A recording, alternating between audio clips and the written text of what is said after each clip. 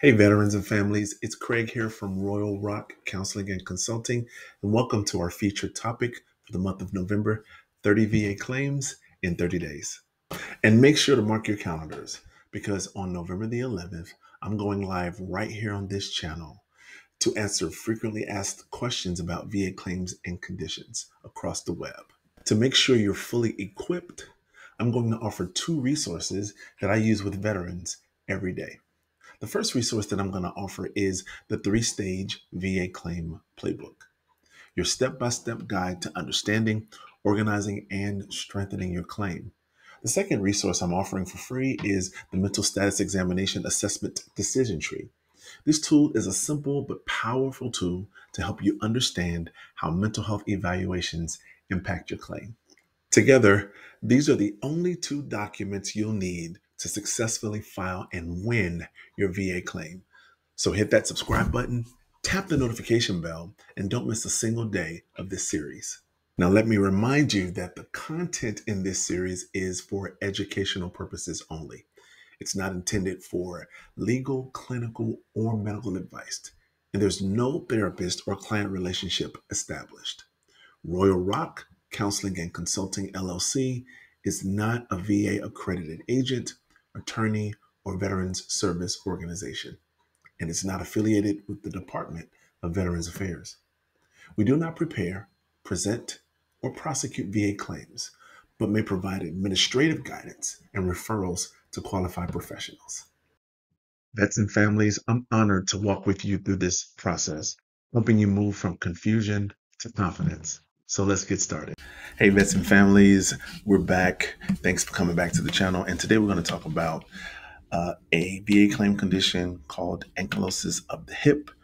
And ankylosis of the hip refers to, just to define it, ankylosis of the hip refers to abnormal stiffness and immobility of a joint due to fusion of the bones, often caused by trauma, chronic inflammation, or surgery. In the case of hip ankylosis, the hip joint becomes frozen in place, which severely limits function. This particular VA claim condition is claimed under Diagnostic Code 5250, and the VA evaluates ankylosis of the hip joint based on the position of the leg and the impact on your mobility, especially if assistive devices like crutches are necessary. Remember earlier when we were talking about, in the last video where we talked about frozen shoulder, where when we were talking about shoulder impingement and we were talking about the shoulder impairment, we talked about how they all moved in one sort of fashion. They all moved everything moved as a unit, and you weren't able to lift the shoulder up for a certain degree. What we're going to find out once we do the percentage breakdown for hip ankylosis is it's rated sort of in the same sort of fashion, particularly with regard to range of motion and tests and things of that nature. And what you'll find is it's predominantly the same way, and your percentages are based upon your ability to be able to go certain degrees, and we'll have favorable, intermediate, and such. But I just want to let you know that this ankylosis condition is sort of along the same lines in that injury you can track for your hip as it was for the shoulder. So let's move on and take a look more at the circumstance and VA rating. So the circumstance in ankylosis of the hip. So the first circumstance is if it's unfavorable, extremely unfavorable ankylosis, the foot is not reaching the ground and crutches are required. This is a really difficult situation that is brought on by an in-service injury, illness, or event. If that's the case, then the rating will be 90%. Based on clinical evaluation, whether that be at the C&P exam or what have you. Okay, intermediate ankylosis is going to be rated at 70%, and favorable ankylosis. Remember, the flexion is range of motion is between 20 and 40 degrees with slight adduction and abduction, meaning it's slightly painful when you go there, right? Like you can raise it 20 or 40, but then there's slight abduction and abduction when you go there, right? Like that's going to be rated at 60%. And there are tests that they do at the C&P exam that monitor for those things. And then also diagnostic tests and the diagnosis that you have in your medical record is going to tell the tale there. So here are some key terms for you to take away from this particular condition and how it's rated. Favorable means there's some useful range of motion. Intermediate usually reflects moderate range of motion. Loss with range of motion loss, moderate loss with functional impact, right? Meaning you are not able to functionally move that particular body part. What do we always talk about on this channel? We're always talking about loss of functional impact, right? And your ability to be able to function as a norm in a normal daily activities, right? And then unfavorable means it's a severe fixation. Remember, fixation is always that thing that's locked in, right? Where you can't move it away from the other body part. And same thing with the hip, it's locked in. You can't move it away from the other joint. So it's severe fixation. The hip is stuck in a damaging position and you need crutches to move. Let's look at some case law. And again, my disclaimer for case law is this. You never want to just look at case law and slap it on your claim without doing your proper research, without going to the BVA and the U.S. Veteran Code and finding case law. Again, let me give you the process again. Okay, so what you're going to do is you're going to look at your rating first. You're going to look at what you have going on. You're going to take what you have going on. Okay, look at your diagnosis. Look at the treatment. Look at how you were treated and diagnosed and seen while in the military service. You're going to take that, right? You're going to take your current symptomology. Okay. You'll take the dates and add them up and look at the journal, the history of this particular condition. And then once you've done that, okay, you're going to write up your whole claim. After you write up your whole claim, then and only then, once you've got all that paperwork completed, do you look into case law to see if there are similar cases that match, that have been ruled and match what you're going through at that particular time. Now, listen, this is really only for if you have to go to a higher level review or if you have to go to a Board of Veterans Appeals. Okay, when you get into the upper echelons of VA review, that's when you want to take a look at what's going on, and you want to take a look at how other cases might be similar to your case. And then you'll cite that case. All right. In this 2022 BVA decision, this is the one we have for you. This is just an example.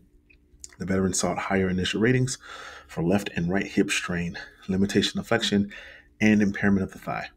Although the veteran had painful motion and used a cane, ankylosis was not diagnosed. Remember, ankylosis has to be diagnosed in that frozen position, that locked in position. Ankylosis has got to be diagnosed there.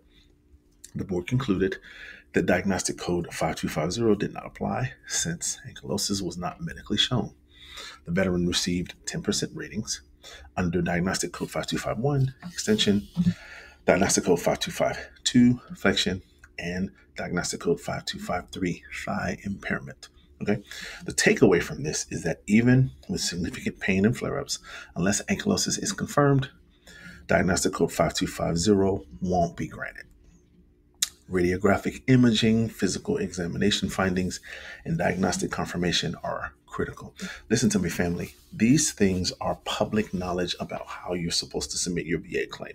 And what we talk about on the channel always is being current, accurate, and complete. That's with regard to your records. That's with regard to any diagnosis and any treatment that you've received for verifiable and accurate and true and identifiable VA claim conditions.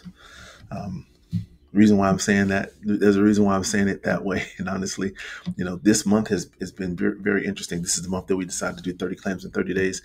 And it also happens to be the month where all of these Washington Post articles are coming out, where the Senate congressional hearing has come out, and folks have done a review on that. And oh yes, mine is coming as well. More so on the Senate review, and not necessarily on the Washington Post articles, but more so on the Senate review. And it's going to be very helpful information to you. Okay. So that is the case law breakdown for ankylosis of the hip And then now we move into some evidentiary strategy and support. If you find yourself in a situation where you are experiencing ankylosis of the hip and you want to claim it as a rateable condition, get a clear diagnosis. Remember, all of these things are the same. Clear diagnosis. Okay, your doctor or orthopedist must use the word ankylosis in your records.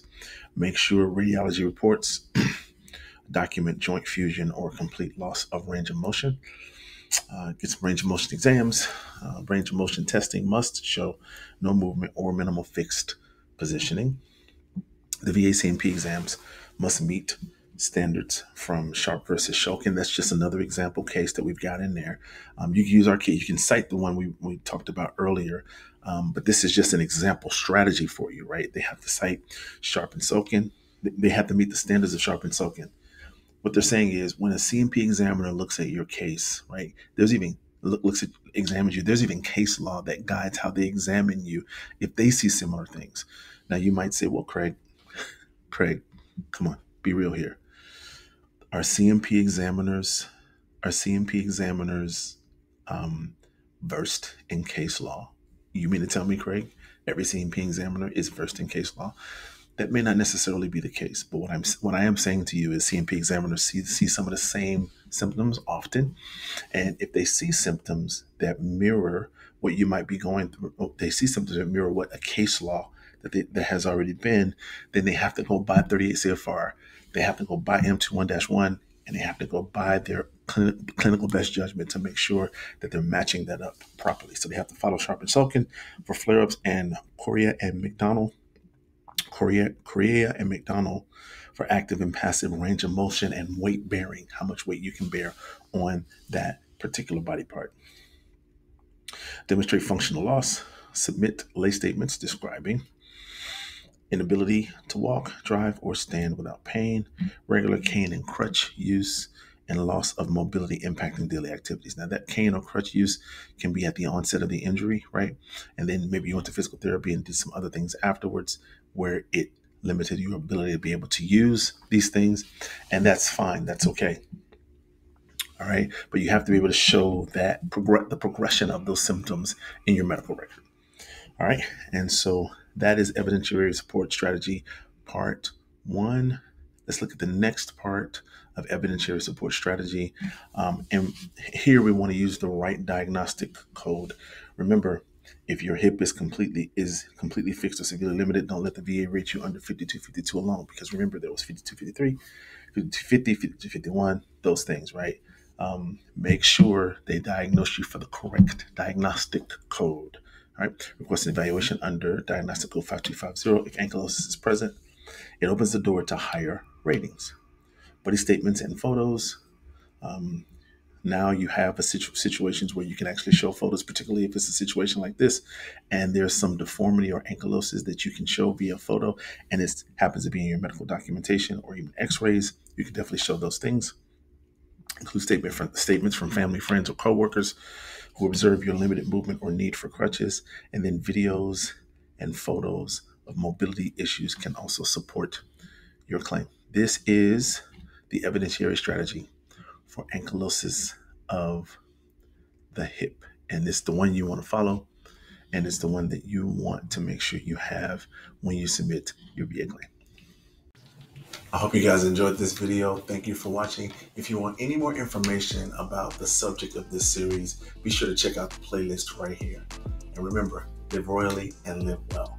Thanks for watching, and I'll see you in the next one.